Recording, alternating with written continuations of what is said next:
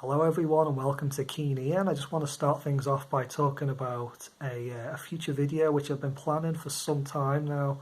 It's going to be a ranking video going through solo Beatles albums, similar to what I did with Queen in a few videos back. The difference with this one is going to be though, it's going to be a more of like an abridged video, ranking video where, I'm only going to be going through really the key albums and that kind of thing instead of absolutely everything. And the main reason for that is because I've got no desire whatsoever in acquiring every single solo Beatles album that's ever been put out. So it's just going to be most of them really. And but the thing is, at this point, I don't even really feel like I have enough to do an abridged edition of a ranking video. I really do feel like I need some more, particularly when it comes to George Harrison. I feel like I need to get my hands on some more records, and to kind of give, particularly George, a proper representation, in this ranking video, which I'm planning on making. And I do feel like it's not just for the ranking video as well. I feel like I do need to get hold of some more George Harrison records. At this moment I only have 4 of his studio albums, and I believe in total he's got about 10, something like that, excluding like a couple of experimental records such as Wonderwall Music and that kind of thing. But in terms of his main studio albums, he's got about 10 out there, and I've got about 4, so I'm nearly halfway there with them. So I'm going to acquire, try and get my hands on a few more. And if anyone knows of any solo albums, it doesn't have to be from George, any sort of albums from a former Beatle that you think is particularly good that I should try and track down, let me know in the comments and I'll add it to the list if I don't already have it. Be aware that I do have actually quite a few solo albums from former Beatles. I do have a lot of Paul, and I do have pretty much all of John's records. You can kind of maybe forget about Ringo's to a certain degree. I do have some Ringo records, but I'm not really that interested in acquiring that many more, to be honest. That's the main reason I'm actually not going to be acquiring every single solo Beatles album that's ever been released, because I don't really want to fill my house full of hundreds of Ringo Starr albums, or how many he's released. He's released quite a few records actually, and I don't really want to get all them records, quite frankly. That's like the main reason. But anyway, bringing it back to George, it is his birthday today. And he is my favourite. He is my favourite Beatle, and I'm not just saying that because it is his birthday. It's been the case now for as long as I can remember. George has always been my favourite Beatle, and I don't really want to be making a ranking video with him represented by not even half of his back catalogue of albums. So yeah, I'm going to be on the lookout as soon as record shops and record fairs and things like that get going again. I'm going to be on the lookout, and I've just been very, very unlucky, in all honesty, with acquiring George records, because I just don't seem to find many at all. I've got 4 of his records, and out of the 4 that I've got, there's only 1 that I found in a record shop.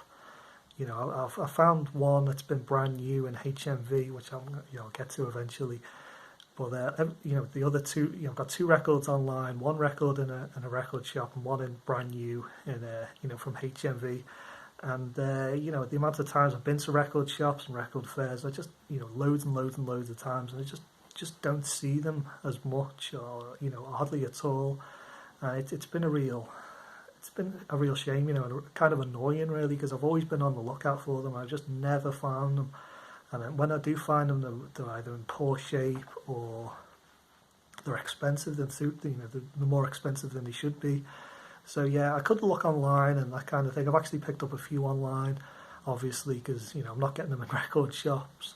But I don't want to do that. I want to go in the record shops and record fairs and find them and that kind of thing. I just haven't been lucky really whatsoever. So anyway, let's take a look at the records that I do own.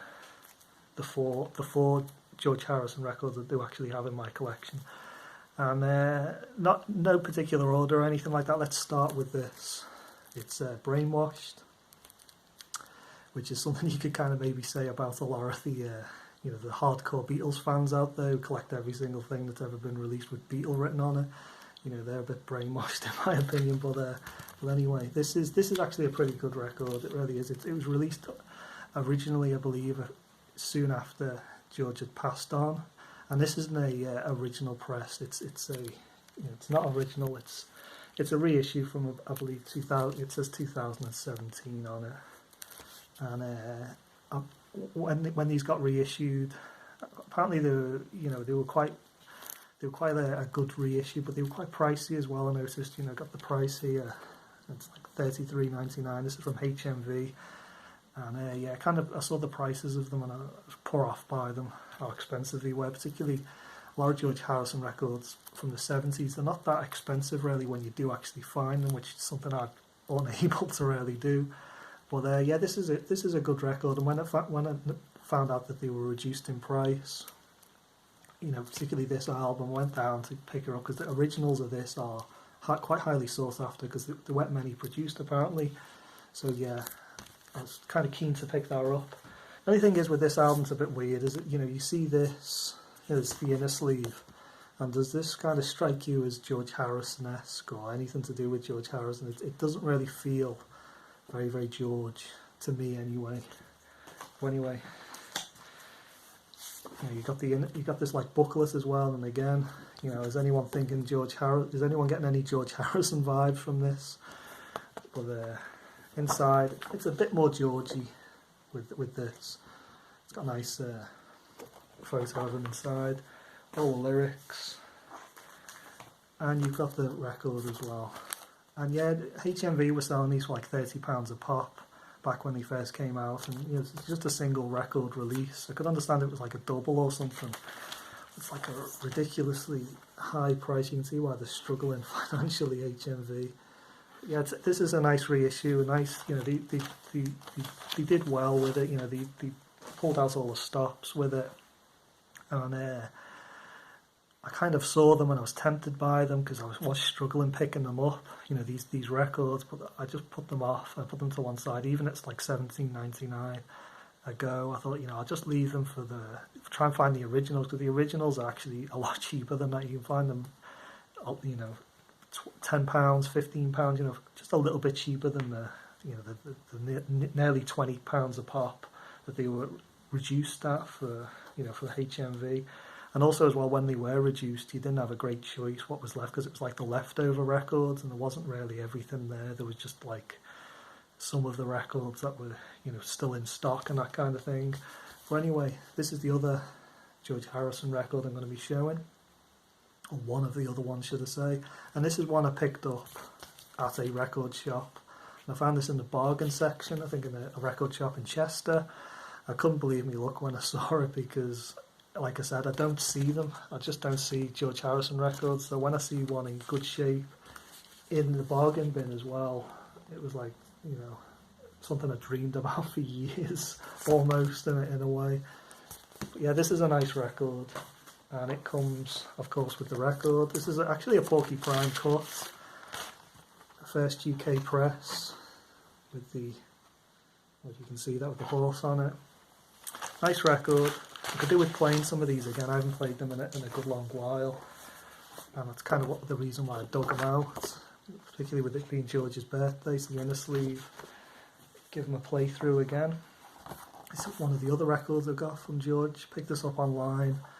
I think this is the first one I bought. So All Things Must Pass, the legendary record, and it's not in the best of shape. It isn't original, but it's not in such a minty condition, and it's an unusual pressing I've got, because the records are all UK originals. They're all made in the UK, but everything else, the inner sleeves, the box, and everything like that, they're all American. It's all made in America, so I don't know what's going on with that. But anyway, it's the apple jam. And these are usually mints. If you pick up it doesn't matter if you pick up an original or whatever with this record. Whenever you find this record's always mint, because people hardly ever play it. But it is a legendary solo Beatles album. And it's got these kind of drab. Well, this one is anyway. Sort of drab looking inner sleeves. Got the apple jam one. Yeah, these are all made in America. Sort of American UK hybrid press. I guess they sent some over from America when they needed extra extra stuff, you know, the covers and the posters and stuff, and I had to get a copy with the poster. You know, I do love posters come with records. It's one of my weaknesses in life. And yeah, this is a fairly spooky looking poster that doesn't fit into frame very well, but yeah, he looks a bit like a Dracula or something like that, or Rasputin almost, Rasputin-esque. But yeah, I've got to get a copy with the, you know, you can forget about the records and everything else. It has to come, if it comes with the poster, I want the poster, you know, everything else is is kind of irrelevant, maybe that's going a bit too far. But anyway, this is the other, you know, the final George Harrison record I'm going to be showing. It's Living in the Material World. I was playing this recently, actually. I'm playing this before I made this video, and this is a really, really lovely album. It really is. I think it's one of the most beautiful albums musically ever made, almost. It's just stunningly nice album, it really is. And I picked this up online, similar time to when I picked up All Things Must Pass. And yeah, just don't see this sort of stuff in record shops, unfortunately. Nice complete copy with the lyric card. It's even got the you know, the original Apple inner sleeve with it. It's just a really nice set. You know, it's almost like a, you know, pristine copy, and it's got the labels as well. These custom labels on it. I don't know if anything's coming across very well on the way the light is today. But yeah, really, really lovely record. But you know, I'll leave too much of my opinions in the ranking video. You know, I'll kind of leave it for that, and when these are just taking a look at these records really. But you know, Living in the Material World, if you haven't listened to that, that's such a lovely record, it really is.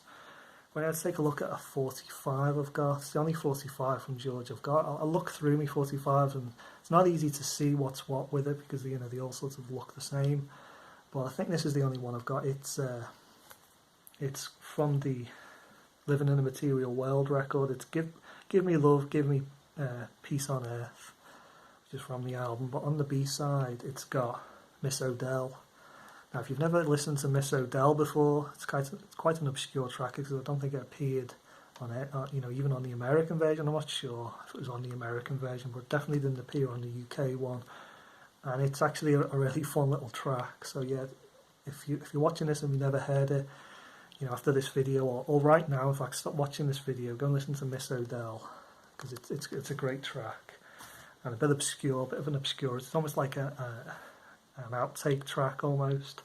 So that's it for all the albums I've got, but I do have this extra thing which I got a little while back as a present. I think I got this for my birthday, and it's Living in the Material World, the not the album, it's the film.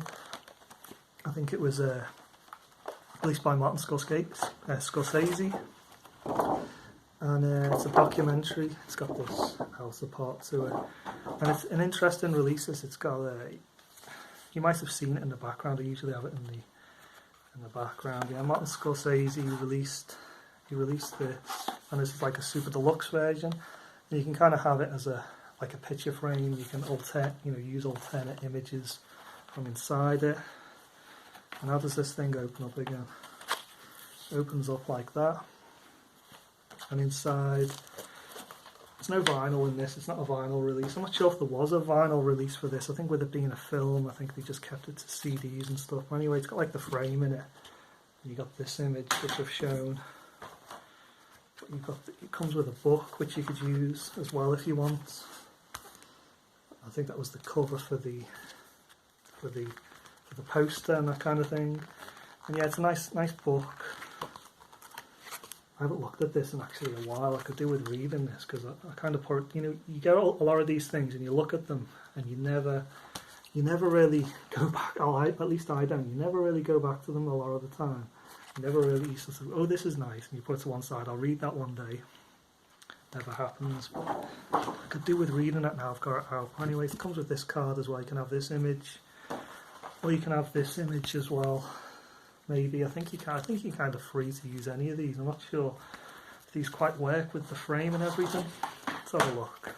Yeah, I think you could frame that up as well. You got this one here with, maybe this one doesn't work quite so well. the frame, but you see what I mean. And this is where all the CDs are, the box sets, and it's got the film. I think with this is they put the film on DVD and they put it on Blu-ray, so you know you think you're getting more than you actually are, sort of thing. But it's got like a CD in it as well with previous unreleased tracks and that kind of thing, and bonus features. And it's a nice release. It's something I could actually do with watching again. I saw it when I got this, but I never really picked it up, watched it or listened to it much after that. But the CD is very good as well. You know, some tracks, mostly earlier tracks and demos and things, alternate versions. So that's it for my George Harrison collection. It's kind of enough to make this video, but there's not, like I said, there's not enough for me to sort of make a ranking video or anything like that, particularly if it's going to be a ranking video involving all the solo Beatles stuff rather than just George Harrison. Well, I think I'd struggle to rank them, to be honest, because I kind of feel like I don't really dislike any of them, in all honesty. I'd struggle to think of what's my least favourite and that kind of thing. I do really like Living in the Material World. I think I do have a bit of a soft spot for that one in particular, more so maybe than even All Things Must Pass. But anyway, I think we'll wrap this video up. Happy birthday, George. Thanks for being the best Beatle of them all, as far as I'm concerned anyway. The most underrated, and I think just generally the best Beatle there was, really. So thanks for watching, and hopefully one day I'll get round to making this ranking video. And yeah, once again, if you want to recommend some solo Beatles albums, in the comments. Don't know if I've mentioned this before, but if you want to recommend some, do so in the comments. But just be aware that I do have quite a few. I do have quite a few. My George collection is pretty lacking, but my other solo Beatles is not so. But either way, just kind of recommend them anyway, and we'll see how we get on. But anyway, thanks for watching, and goodbye, guys.